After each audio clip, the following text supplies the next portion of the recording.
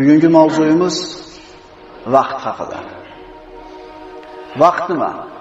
Vaqt bu hayot. Vaqt nima? Bu umr. Vaqt nima? Bu omonat. Vaqt nima? Siz bilan bizdan so'ramasdan kelib ketadigan narsa. Vaqt nima? Kun bilan tun almashishlik. Vaqt nima? Alloh taoloning siz bilan bizga qo'ygan eng katta omonati va qiyomat kunida so'raladigan ulug' bir imtihonlardan. Alloh subhanahu va taolo vaqt haqida, kun bilan tunni almashish haqida nima degan? Alloh taolo Qur'onda juda ko'p narsalarga qasam ichgan. Mana shu qasam ichgan narsalari buyukligiga Alloh taolo shunisiga qasam ichdimi? Demak, shu narsaning buyukligiga dalil bo'ladi. Alloh taolo shunday marhamat qiladi. Astagfirullah. Val-layli iza yaghsha wan-nahari iza tajalla. Borliqni o'z zulmati bilan o'rab kelayotgan kechaga qasam. Yorishib ko'ringan kunduzga qasam.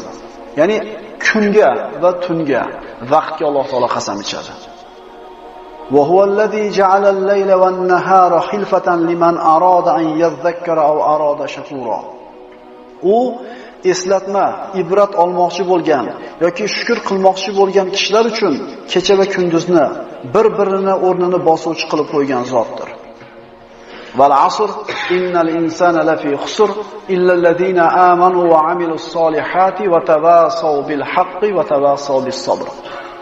Alloh taolo shunday deydi: asr vaqtiga qasamki, barcha inson ziyon baxtsizlikdadir. Faqat iymon keltirgan, yaxshi amal qilgan va bir-birlarini haqqa vasiyat qilgan kishilargina hamda sabr qilganlargina bu ziyondan omondir. Vaqt Alloh taoloning shu bir ulug' ne'matlaridanki, buni ne'matligini esdan chiqarib qo'yamiz. Bugun inshaalloh mana shu vaqtning qadri haqida, vaqtning omonatligi haqida suhbat qilamiz. Aqlli odam, xushyor odam zamonini, vaqtini, umrini qadrini biladi. Nimaga kelganligini biladi, qayoqqa ketayotganligini biladi. Payg'ambarimiz sollallohu alayhi vasallam quyidagi sahih hadisda shunday marhamat qiladilar: La tazulu qadama abdin yawmal qiyamati hatta yus'alu an arba'a. Qiyomat kuni inson bolasi hisob-kitobga turar ekan, 4 ta narsa haqida so'raladi. Umri haqida, nimaga sarf qildi? Jismi haqida, nima bilan baloladi? Yoshligini nimaga sarf qildi? Hamda pulni qayerdan topdi, qayerga sarf qildi? Birinchi so'raladigan narsa umri. Umr omonat. Umr omonat. Alloh taoloning mulki siz bilan bizga ixtiyorimizdan tashqari berildi, ixtiyorimizdan tashqari qaytarib olinadi. Qiyomat kunida birinchi so'raladigan narsa bu umr bo'ldi. Ibn Mas'ud roziyallohu anhu aytadiki, men eng qattiq pushaymon qiladigan narsa shunday bir kunki, u kun tongi otib, kuni botdi, shu kunimda amalim ziyoda bo'lmadi. Eng qattiq afsus chekadigan kunim amallarim ziyoda bo'lmasdan o'tib ketgan kunim. Agar siz bilan biz ham o'zimizni kunimizni bir muhosaba qilib kechki paytda bir o'zimizga qaraydigan bo'lsak, ana Abu Bakr Siddiq roziyallohu anhu namozini o'qib yotar ekan, o'zini hisob-kitob qilar ekan. Falon ishni qildim, falon ishni qildim, falon ishni qilmadim, o'zini muhosaba qilar ekan.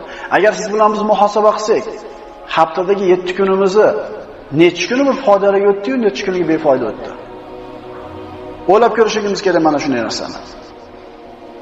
Qiyomat kunida Alloh subhanahu va taolo kofirlardan dunyoda qancha turdinglar deb so'raydi. Mana o'zimizdan so'raylik. Alhamdulillah mu'minmiz, alhamdulillah dunyodamiz, hali ibodat imkoniyati bor. Mana shu yerda o'tirganimizni kattamiz 80 ga 90 ga kirdi deb, yoshimiz bir 10 ga kirdi deb turib qarasak, 80 ga kirgan odamdan qancha umr ko'rdingiz oqsoqol desangiz, bir kun 2 kunga o'xshaydi deydi. Va haq bu. Bu 50 ga kirgan ham shuna deydi, 30 ga kirgan ham shunaqa deydi. Alloh taolo qiyomat kunida kofirlardan dunyoda qancha turdinglar deydi. Qancha turdik? Aytinglarchi? Hech qancha yashamaganga o'xshab turaveradi. Vaholanki kimdir 50 yil, kimdir 70 yil yashab qo'ydi. Kofirlar bir kun yoki 2 kun deydi. Alloh taolo shunday marhamat qiladi bu haqida. Astagfirullah. Qala illa bistum illa qalila law annakum kuntum ta'lamun. Afahasibtum annama khalaqnakum abathan wa annakum ilayna la turja'un.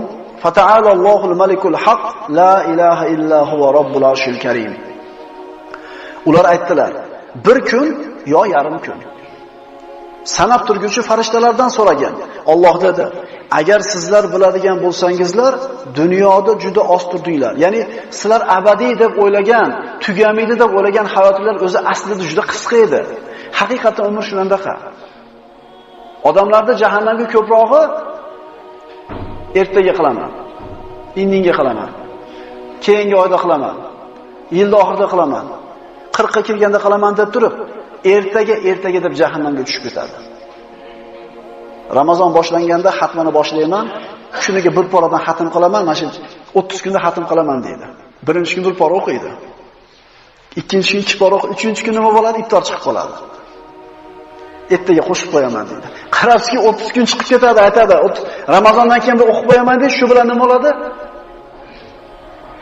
Hayot nima? Hayot hozirgi vaqt. Kechagi kun ketdi yo'q.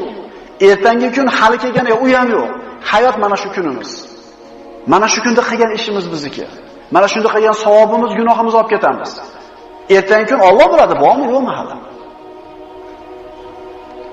Yoki sizlarning gumoningizcha dedi Alloh, biz sizlarni behuda, ya'ni dunyoda sizlarga biron vazifa bermaydigan, oxiratda hisob-kitob qilmaydigan holda yaratdik-ku, sizlar bizning huzurimizga qaytarilmaysizlarmi?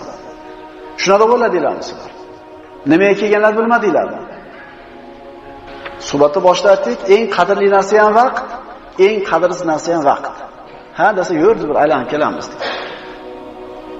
Maqsad yo'q, bir yurib keladi.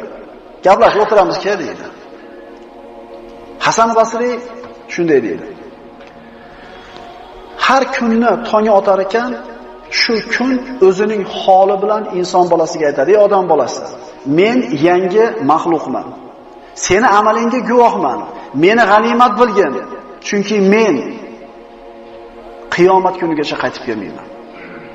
Hayotimiz har bir kun o'tar ekan, bizni hayotimizni bir kuni